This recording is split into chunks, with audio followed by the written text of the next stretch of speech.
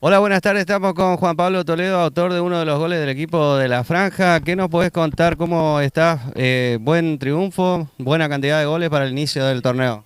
Contento, la verdad, contento por los minutos que me da el técnico y entrar y hacer lo que él dice. Y vamos bien para que empiece el primer partido recién. Es un buen triunfo, buen triunfo.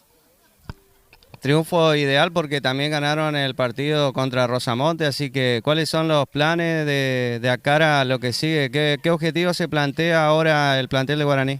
El objetivo es salir campeón de intentar pelear los dos torneos, que venimos bien, tenemos un buen plantel, somos muchos, jugadores de experiencia, pibes también.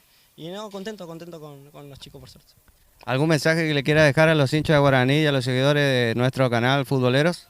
Que tenga fe que vamos a llegar lejos, que le damos una esperanza al club, que vamos a tratar de ascender. Y eso, no es. Muchísimas gracias, Toledo, por esta nota. Gracias a usted, gracias a usted.